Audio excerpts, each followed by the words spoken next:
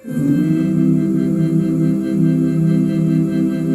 my name is Katherine Frazier. I am the director of the newly renamed Bishop Donald W. Trautman House, which is a Catholic learning and living community here on campus.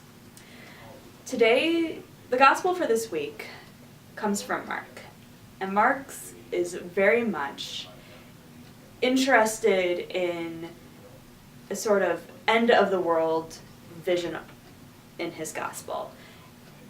And this comes from the fact that in the early Christian community, everybody was really believing that the end of the world was going to come at any moment.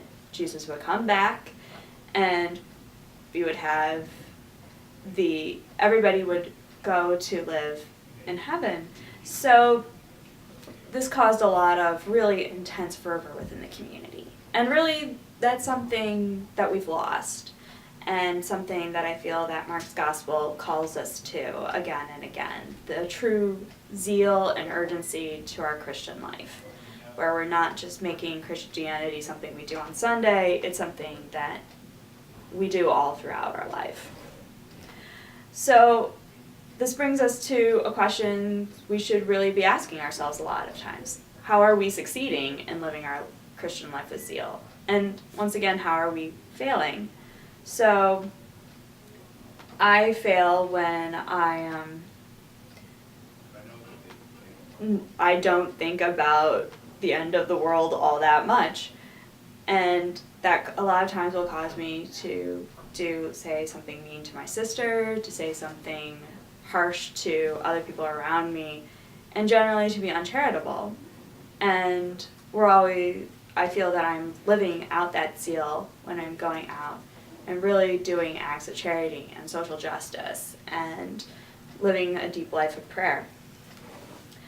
So our gospel today, Jesus talks about the Son of Man coming in the clouds with great power and glory, and then he will send out the angels and gather his elect from the four winds, from the ends of the earth to the end of the sky. And he also says, "Heaven and earth will pass away, but my words will not pass away."